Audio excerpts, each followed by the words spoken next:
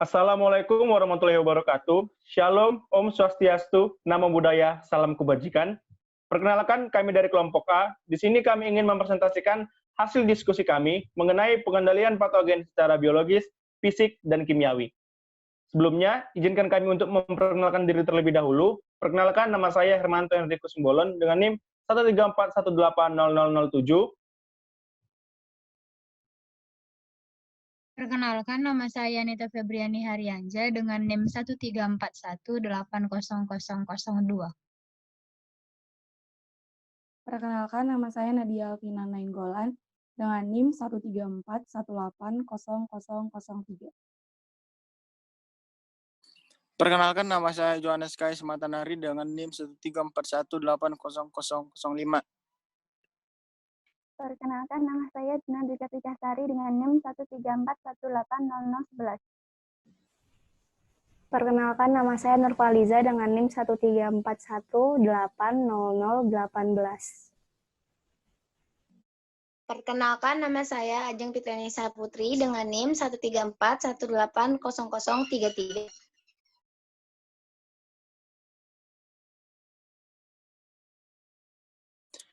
Baik, di sini saya akan menjelaskan tentang pengendalian penyakit secara biologis, kimiawi, dan fisik. Apa itu? Yang pertama itu adalah pengendalian penyakit secara biologis, yang dimana pengendalian penyakit ini menggunakan organisme yang hidup atau makhluk hidup, dan bukan berasal dari jasad pengganggu tanaman dengan tujuan untuk mengendalikan serangan penyakit. Yang kedua itu ada pengendalian penyakit secara kimiawi, yang berarti pengendalian dengan menggunakan zat-zat kimia. Biasa digunakan dengan cara penyemprotan zat kimia pada bagian tumbuhan, seperti pestisida yang digunakan para masyarakat.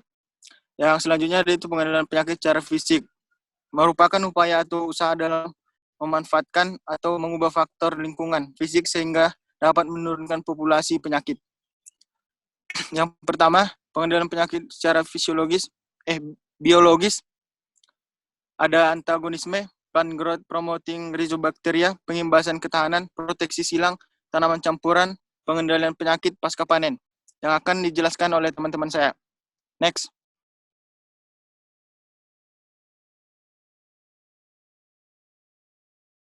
Yang pertama itu adalah antagonisme.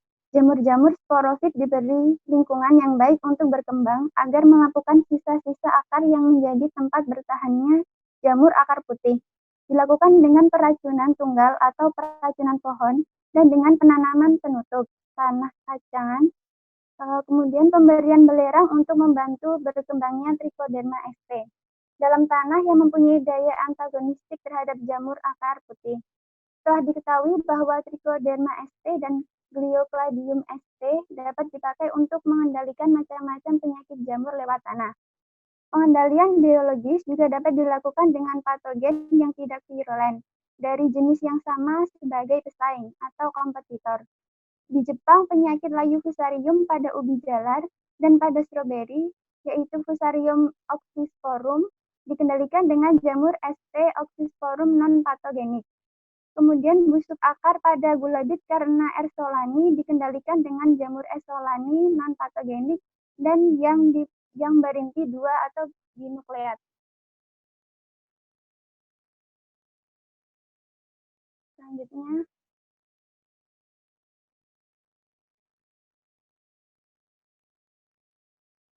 yang kedua itu adalah plant growth promoting rhizobacteria. Telah dikenal pula adanya jasa trending dalam rhizosfer yang dapat digunakan untuk pengendalian biologis. Meskipun jasad ini tidak berpengaruh langsung pada patogen lewat tanah. Jasad ini disebut sebagai Plant Growth Promoting Rhizobacteria atau PGPR yang mempunyai aktivitas pengendalian biologis terhadap Pythium meskipun in vitro jasad tidak mempunyai daya antibiosis terhadap Pythium.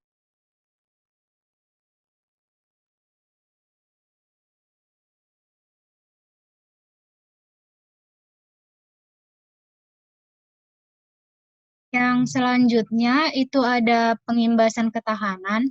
Tanaman yang masih kecil apabila terinfeksi patogen dan dapat bertahan akan menjadi tahan terhadap penyakit tersebut, sering disebut imunisasi. Dewasa ini, masalah pengimbasan ketahanan yang sering juga disebut sebagai imunitas merupakan bidang penelitian yang terbuka lebar. Menurut Tuzun dan Kutz, tahun 1990, ketahanan dapat terjadi karena inokulasi dengan patogen, bukan patogen, metabolit mikroba, dan sisa-sisa tumbuhan, termasuk ekstrak pupuk kandang. Satu pengimbas dapat membuat tanaman menjadi tahan terhadap macam-macam patogen. Selanjutnya, kemudian ada proteksi silang. Pada penyakit virus, pengendalian biologis dilakukan dengan proteksi silang atau cross protection atau premunisasi. Tanaman yang diinokulasi dengan strain virus yang lemah hanya sedikit menderita kerusakan, tetapi akan terlindung dari infeksi strain yang kuat. Strain yang dilemahkan dapat dibuat dengan pemanasan in vitro, misalnya pada virus mozaik tembakau, virus mozaik ketimun, dan virus mozaik semangka.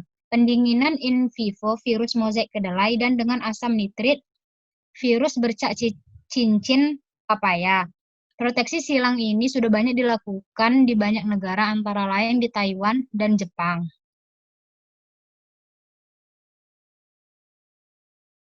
Selanjutnya, ada tanaman campuran. Di Jepang diketahui bahwa labu air Lagenaria siceraria yang ditanam bersama-sama dengan bawang daun, Rai Allium pistulosum kurang mendapat gangguan penyakit layu fusarium atau Fusarium oxysporum FSP lagenaria. Diduga disebabkan oleh berkembangnya bakteri Pseudomonas gladioli pada akar bawang daun. Bawang daun juga telah dicoba untuk mengendalikan penyakit layu fusarium pada tomat dan stroberi. Next.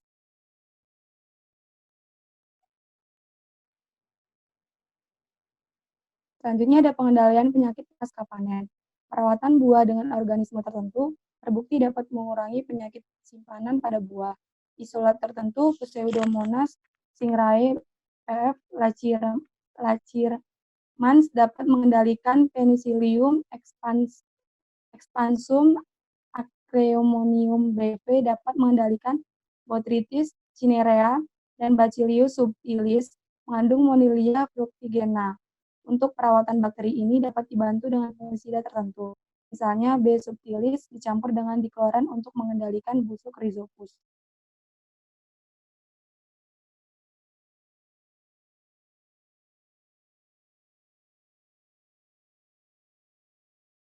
Nah, sekarang saya akan menjelaskan mengenai pengendalian penyakit secara kimiawi.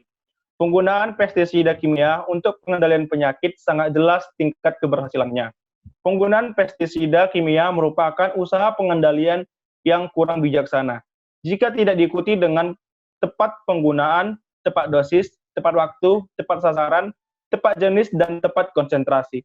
Penggunaan pestisida kimia dalam pengendalian penyakit tanaman saat ini banyak menimbulkan dampak negatif. Masalah pencemaran lingkungan merupakan akibat yang jelas terlihat. Selain itu, penggunaan pestisida secara luas, secara terus-menerus juga dapat menyebabkan resistensi dan bahkan meninggalkan residu pestisida pada produk hasil pertanian yang bisa berbahaya apabila dikonsumsi manusia. Next.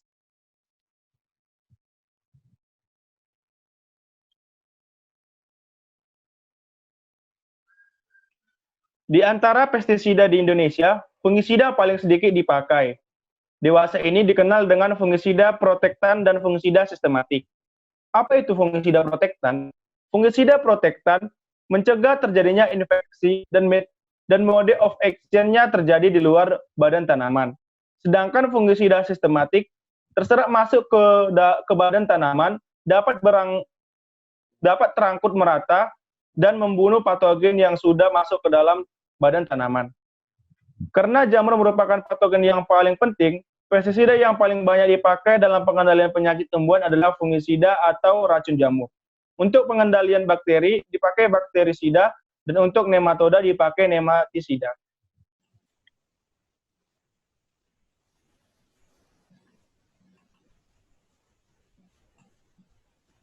Selanjutnya, fungisida yang baik mempunyai sifat-sifat sebagai berikut.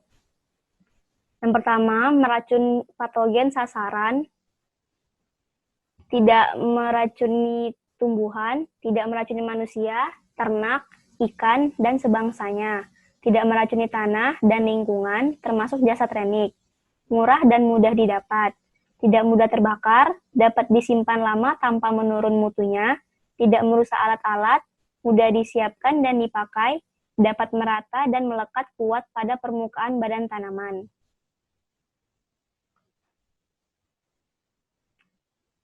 Lanjutannya, pada umumnya bahan kimia dipakai karena toksisitasnya yang langsung terhadap patogen dan hanya efektif sebagai protektan pada titik masuknya patogen. Bahan kimia seperti ini menghambat kemampuan patogen untuk mensintesis substansi tertentu untuk dinding selnya, dengan bertindak sebagai pelarut membran sel patogen dengan membentuk kompleks-kompleks dengan koenzim patogen dan membuatnya menjadi tidak aktif, atau dengan mengaktifkan enzim yang menyebabkan presipitasi protein patogen. Fungisida sistemik dan antibiotika diserap oleh inang, ditranslokasikan di dalam badan tumbuhan, dan efektif terhadap patogen pada tempat infeksi sebelum atau setelah terjadinya infeksi.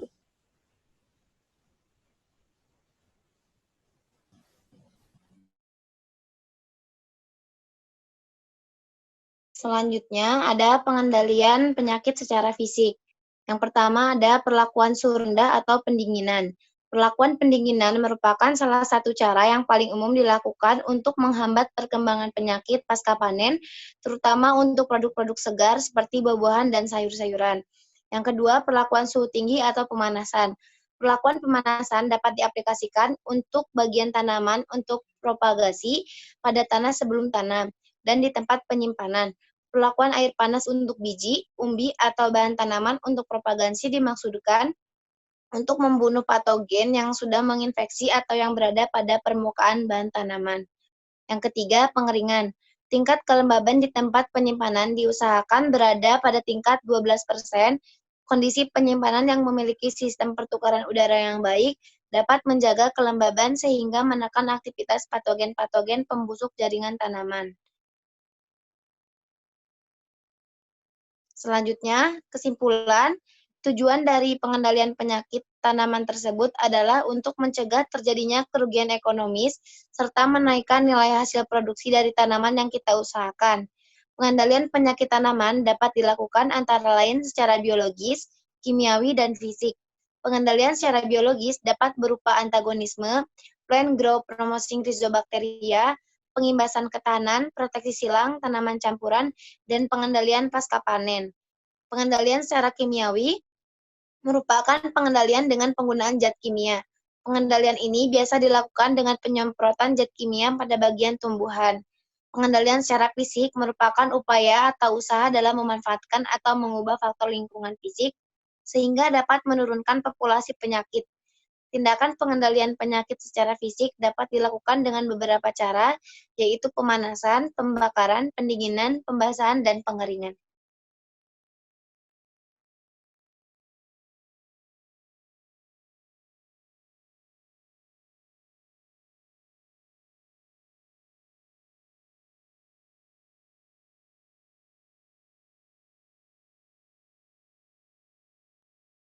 Terima kasih atas perhatiannya. Sekian presentasi dari kelompok A. Wabillahi taufiq walhidayah. Wassalamualaikum warahmatullahi wabarakatuh.